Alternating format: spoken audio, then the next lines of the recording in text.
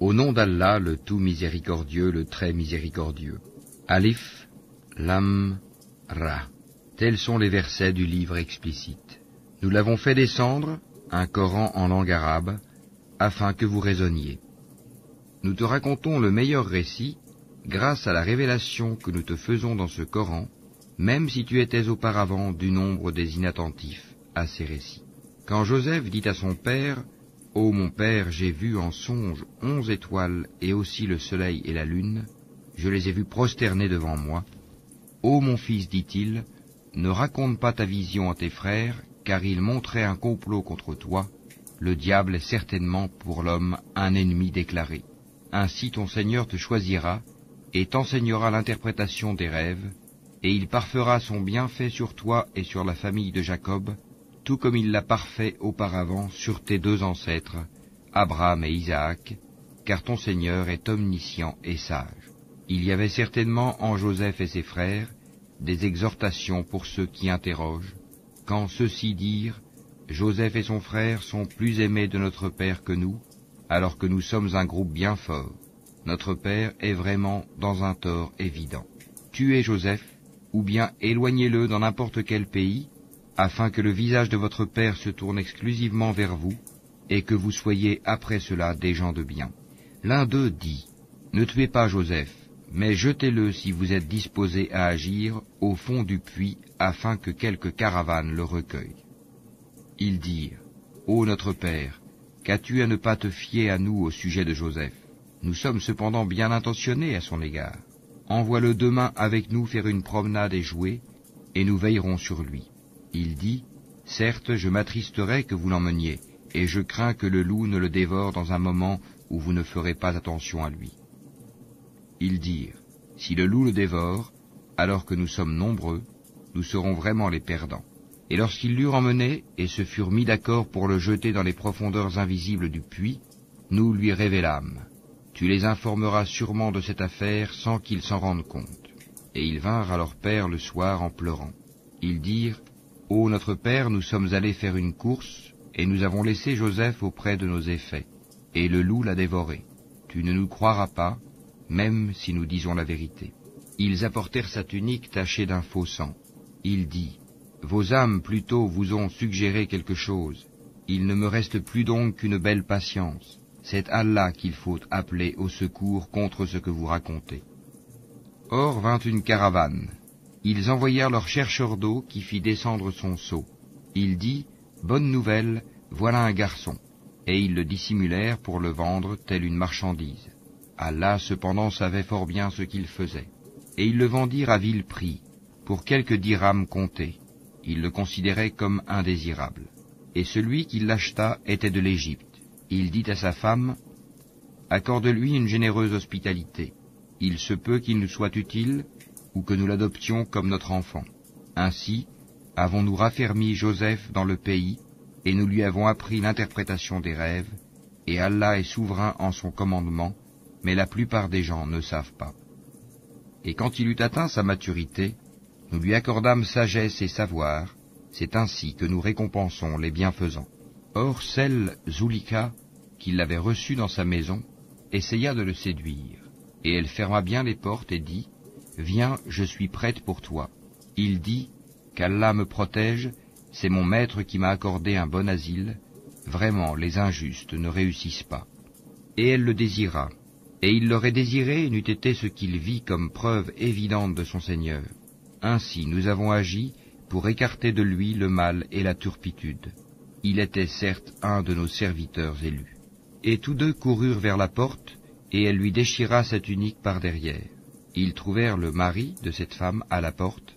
Elle dit, quelle serait la punition de quiconque a voulu faire du mal à ta famille, sinon la prison ou un châtiment douloureux? Joseph dit, c'est elle qui a voulu me séduire, et un témoin de la famille de celle-ci témoigna. Si sa tunique à lui est déchirée par devant, alors c'est elle qui dit la vérité, tandis qu'il est du nombre des menteurs. Mais si sa tunique est déchirée par derrière, alors c'est elle qui mentit, tandis qu'il est du nombre des véridiques. Puis, quand il, le mari, vit la tunique déchirée par derrière, il dit, c'est bien de votre ruse de femme. Vos ruses sont vraiment énormes. Joseph ne pense plus à cela. Et toi, femme, implore le pardon pour ton péché, car tu es fautive. Et dans la ville, des femmes dirent, la femme d'Al-Aziz essaye de séduire son valet. Il l'a vraiment rendue folle d'amour. Nous la trouvons certes dans un égarement évident. Lorsqu'elle eut entendu leur fourberie, elle leur envoya des invitations et prépara pour elles une collation. Et elle remit à chacune d'elles un couteau. Puis elle dit, sors devant elle, Joseph. Lorsqu'elles le virent, elles l'admirèrent, se coupèrent les mains et dirent, à Allah ne plaise, ce n'est pas un être humain, ce n'est qu'un ange noble. Elle dit, voilà donc celui à propos duquel vous me blâmiez. J'ai essayé de le séduire, mais il s'en défendit fermement. Or s'il ne fait pas ce que je lui commande, il sera très certainement emprisonné et sera certes parmi les humiliés. Il dit, ô mon Seigneur, la prison m'est préférable à ce à quoi elle m'invite. Et si tu n'écartes pas de moi leurs ruses, je pencherai vers elles et serai du nombre des ignorants, des pécheurs. Son Seigneur l'exauça donc et éloigna de lui leurs ruses. C'est lui vraiment qui est l'audient et l'omniscient. Puis, après qu'ils eurent vu les preuves de son innocence, il leur sembla qu'ils devaient l'emprisonner pour un temps. 2 valets entrèrent avec lui en prison. L'un d'eux dit, « Je me voyais en rêve pressant du raisin. » Et l'autre dit, « Et moi je me voyais portant sur ma tête du pain dont les oiseaux mangeaient. Apprends-nous l'interprétation de nos rêves, nous te voyons au nombre des bienfaisants. » La nourriture qui vous est attribuée ne vous parviendra point, dit-il, que je ne vous ai avisé de son interprétation de votre nourriture avant qu'elle ne vous arrive. Cela fait partie de ce que mon Seigneur m'a enseigné. Certes, j'ai abandonné la religion d'un peuple qui ne croit pas en Allah et qui nie la vie future. Et j'ai suivi la religion de mes ancêtres, Abraham, Isaac et Jacob. Il ne nous convient pas d'associer à Allah quoi que ce soit. Ceci est une grâce d'Allah sur nous et sur tout le monde, mais la plupart des gens ne sont pas reconnaissants. Ô mes 2 compagnons de prison, qui est le meilleur, des seigneurs éparpillés ou Allah, l'unique, le dominateur suprême? Vous n'adorez en dehors de lui que des noms que vous avez inventés, vous et vos ancêtres, et à l'appui desquels Allah n'a fait descendre aucune preuve. Le pouvoir n'appartient qu'à Allah. Il vous a commandé de n'adorer que lui. Telle est la religion droite, mais la plupart des gens ne savent pas. Ô mes 2 compagnons de prison, l'un de vous donnera du vin à boire à son maître. Quant à l'autre, il sera crucifié et les oiseaux mangeront de sa tête. L'affaire sur laquelle vous me consultez est déjà décidée. Et il dit à celui des 2 dont il pensait qu'il serait délivré, « Parle de moi auprès de ton maître. » Mais le diable fit qu'il oublia de rappeler le cas de Joseph à son maître. Joseph resta donc en prison quelques années. Et le roi dit, « En vérité, je voyais en rêve 7 vaches grasses mangées par 7 maigres, et 7 épis verts, et autant d'autres secs.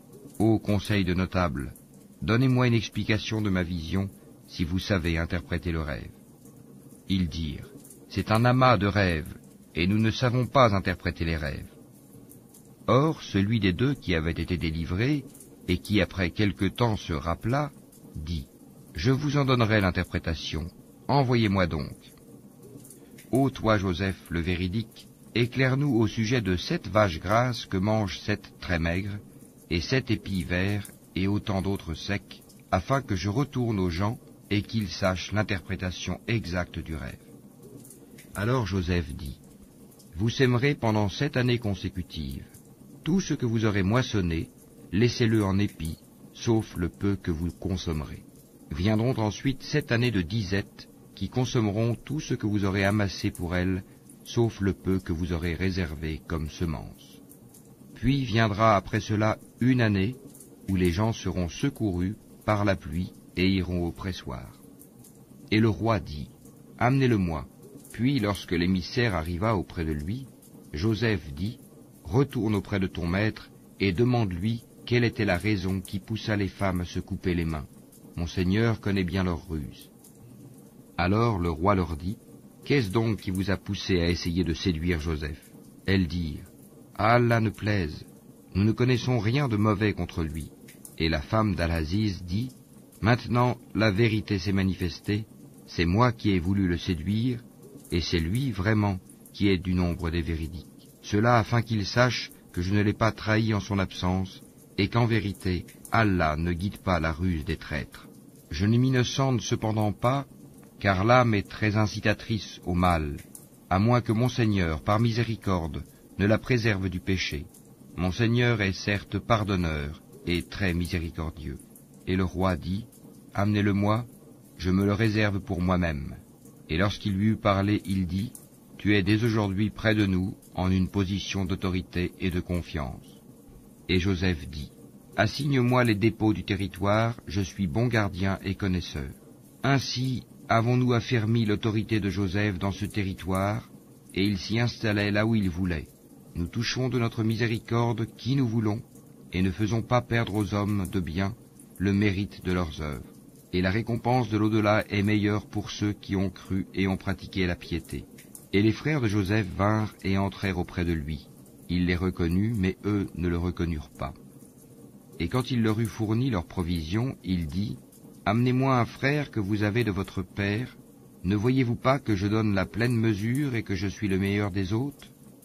Et si vous ne me l'amenez pas, alors il n'y aura plus de provisions pour vous chez moi, et vous ne m'approcherez plus. Ils dirent, Nous essaierons de persuader son père. Certes, nous le ferons. Et il dit à ses serviteurs, Remettez leurs marchandises dans leurs sacs. Peut-être les reconnaîtront-ils quand ils seront de retour vers leur famille, et peut-être qu'ils reviendront. Et lorsqu'ils revinrent à leur père, ils dirent, Ô notre père, il nous sera refusé à l'avenir de nous ravitailler en grains. Envoie donc avec nous notre frère, afin que nous obtenions des provisions, nous le surveillerons bien. Il dit, Vais-je vous le confier comme auparavant je vous ai confié son frère? Mais Allah est le meilleur gardien, et il est le plus miséricordieux des miséricordieux. Et lorsqu'ils ouvrirent leurs bagages, ils trouvèrent qu'on leur avait rendu leurs marchandises. Ils dirent, Ô notre Père, que désirons-nous de plus? Voici que nos marchandises nous ont été rendues. Et ainsi, nous approvisionnerons notre famille, nous veillerons à la sécurité de notre frère, et nous nous ajouterons la charge d'un chameau, et c'est une charge facile. Il dit, Jamais je ne l'enverrai avec vous jusqu'à ce que vous ne m'apportiez l'engagement formel au nom d'Allah, que vous me le ramènerez à moins que vous ne soyez cernés. Lorsqu'ils lui eurent apporté l'engagement, il dit, Allah est garant de ce que nous disons. Et il dit, Ô mes fils, n'entrez pas par une seule porte, mais entrez par portes séparées. Je ne peux cependant vous être d'aucune utilité contre les desseins d'Allah. La décision n'appartient qu'à Allah, en lui je place ma confiance, et que ceux qui placent leur confiance la placent en lui. Étant entrés comme leur père le leur avait commandé, cela ne leur servit à rien contre les décrets d'Allah. Ce n'était au reste qu'une précaution que Jacob avait jugé de leur recommander. Il avait pleine connaissance de ce que nous lui avions enseigné, mais la plupart des gens ne savent pas.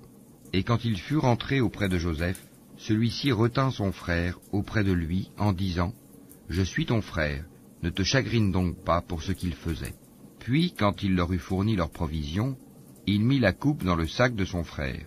Ensuite, un crieur annonça, « Caravaniers, vous êtes des voleurs. » Ils se retournèrent en disant, « Qu'avez-vous perdu ?» Ils répondirent, « Nous cherchons la grande coupe du roi, la charge d'un chameau à qui la portera, et j'en suis garant. Par Allah, dirent-ils, vous savez certes que nous ne sommes pas venus pour semer la corruption sur le territoire, et que nous ne sommes pas des voleurs. Quelle sera donc la sanction si vous êtes des menteurs, dirent-ils? Ils dirent, la sanction infligée à celui dans les bagages de qui la coupe sera retrouvée est qu'il soit livré lui-même à titre d'esclave à la victime du vol. C'est ainsi que nous punissons les malfaiteurs. Joseph commença par les sacs des autres avant celui de son frère, puis il la fit sortir du sac de son frère. Ainsi suggérâmes-nous cet artifice à Joseph, car il ne pouvait pas se saisir de son frère selon la justice du roi, à moins qu'Allah ne l'eût voulu. Nous élevons en rang qui nous voulons, et au-dessus de tout homme détenant la science, il y a un savant, plus docte que lui. Ils dirent, s'il a commis un vol, un frère à lui auparavant a volé aussi. Mais Joseph tint sa pensée secrète et ne la leur dévoila pas. Il dit en lui-même, votre position est bien pire encore, et Allah connaît mieux ce que vous décrivez. Ils dirent, ô Al-Aziz, Il a un père très vieux. Saisis-toi donc de l'un de nous à sa place. Nous voyons que tu es vraiment du nombre des gens bienfaisants. Il dit, qu'Allah nous garde de prendre un autre que celui chez qui nous avons trouvé notre bien. Nous serions alors vraiment injustes. Puis, lorsqu'ils eurent perdu tout espoir de ramener Benyamin, ils se concertèrent en secret. Leur aîné dit, ne savez-vous pas que votre père a pris de vous un engagement formel au nom d'Allah, et que déjà vous y avez manqué autrefois à propos de Joseph? Je ne quitterai point le territoire jusqu'à ce que mon père me le permette, ou qu'Allah juge en ma faveur, et il est le meilleur des juges. Retournez à votre père et dites, ô notre père, ton fils a volé, et nous n'attestons que ce que nous savons, et nous n'étions nullement au courant de l'inconnu. Et interroge la ville où nous étions, ainsi que la caravane dans laquelle nous sommes arrivés, nous disons réellement la vérité. Alors Jacob dit, vos âmes plutôt vous ont inspiré d'entreprendre quelque chose. Ô belle patience, il se peut qu'Allah me les ramènera tous les deux, car c'est lui l'omniscient, le sage. Et il se détourna d'eux et dit, que mon chagrin est grand pour Joseph, et ses yeux blanchirent d'affliction, et il était accablé. Ils dirent, par Allah, tu ne cesseras pas d'évoquer Joseph jusqu'à ce que tu t'épuises ou que tu sois parmi les morts. Il dit, je ne me plains qu'à Allah de mon déchirement et de mon chagrin, et je sais de la part d'Allah ce que vous ne savez pas. Ô mes fils, partez, et enquirez-vous de Joseph et de son frère, et ne désespérez pas de la miséricorde d'Allah, ce sont seulement les gens mécréants qui désespèrent de la miséricorde d'Allah. Et lorsqu'ils s'introduisirent auprès de Joseph, ils dirent, ô Al-Aziz, la famine nous a touchés, nous et notre famille, et nous venons avec une marchandise sans grande valeur. Donne-nous une pleine mesure, et fais-nous la charité. Certes, Allah récompense les charitables. Il dit, savez-vous ce que vous avez fait de Joseph et de son frère alors que vous étiez ignorants, injustes? Ils dirent, est-ce que tu es? Certes, tu es Joseph. Il dit, je suis Joseph, et voici mon frère. Certes, Allah nous a favorisés. Quiconque craint et patiente, et très certainement, Allah ne fait pas perdre la récompense des bienfaisants. Ils dirent, par Allah, vraiment Allah t'a préféré à nous, et nous avons été fautifs. Il dit, pas de récrimination contre vous aujourd'hui, qu'Allah vous pardonne. C'est lui le plus miséricordieux des miséricordieux. Emportez ma tunique que voici, et appliquez-la sur le visage de mon père. Il recouvrera aussitôt la vue. Et amenez-moi toute votre famille. Et dès que la caravane franchit la frontière de Canaan, leur père dit, je décèle certes l'odeur de Joseph, même si vous dites que je radote. Ils lui dirent, par Allah, te voilà bien dans ton ancien égarement. Puis, quand arriva le porteur de bonne annonce, il l'appliqua, la tunique, sur le visage de Jacob. Celui-ci recouvra aussitôt la vue et dit, ne vous ai-je pas dit que je sais par Allah ce que vous ne savez pas? Ils dirent, ô notre Père, implore pour nous la rémission de nos péchés, nous étions vraiment fautifs. Il dit, j'implorerai pour vous le pardon de mon Seigneur, car c'est lui le pardonneur, le très miséricordieux. Lorsqu'ils s'introduisirent auprès de Joseph, celui-ci accueillit ses pères et mères et leur dit, entrez en Égypte en toute sécurité, si Allah le veut. Et il éleva ses parents sur le trône, et tous tombèrent devant lui, prosternés. Et il dit, ô mon père, voilà l'interprétation de mon rêve de jadis. Allah l'a bel et bien réalisé, et il m'a certainement fait du bien quand il m'a fait sortir de prison, et qu'il vous a fait venir de la campagne, du désert, après que le diable ait suscité la discorde entre mes frères et moi. Mon Seigneur est plein de douceur pour ce qu'il veut, et c'est lui l'omniscient, le sage. Ô mon Seigneur, tu m'as donné du pouvoir, et m'as enseigné l'interprétation des rêves. C'est toi le Créateur des cieux et de la terre. Tu es mon patron, ici-bas et dans l'au-delà. Fais-moi mourir en parfaite soumission, et fais-moi rejoindre les vertueux. Ce sont là des récits inconnus que nous te révélons, et tu n'étais pas auprès d'eux quand ils se mirent d'accord pour comploter. Et la plupart des gens ne sont pas croyants malgré ton désir ardent, et tu ne leur demandes aucun salaire pour cela. Ce n'est là qu'un rappel adressé à l'univers. Et dans les cieux et sur la terre, que de signes auprès desquels les gens passent en s'en détournant. Et la plupart d'entre eux ne croient en Allah qu'en lui donnant des associés. Est-ce qu'ils sont sûrs que le châtiment d'Allah ne viendra pas les couvrir, ou que l'heure ne leur viendra pas soudainement, sans qu'ils s'en rendent compte? Dis, voici ma voix, j'appelle les gens à la religion d'Allah, moi et ceux qui me suivent, nous basant sur une preuve évidente. Gloire à Allah, et je ne suis point du nombre des associateurs. Nous n'avons envoyé avant toi que des hommes originaires des cités, à qui nous avons fait des révélations. Ces gens-là n'ont-ils pas parcouru la terre et considéré quelle fut la fin de ceux qui ont vécu avant eux? La demeure de l'au-delà est assurément meilleure pour ceux qui craignent Allah. Ne raisonnerez-vous donc pas? Quand les messagers faillirent perdre espoir et que leurs adeptes eurent pensé qu'ils étaient dupés, voilà que vint à eux notre secours, et furent sauvés ceux que nous voulûmes. Mais notre rigueur ne saurait être détournée des gens criminels. Dans leur récit, il y a certes une leçon pour les gens doués d'intelligence. Ce n'est point là un récit fabriqué. C'est au contraire la confirmation de ce qui existait déjà avant lui, un exposé détaillé de toutes choses, un guide et une miséricorde pour des gens qui croient.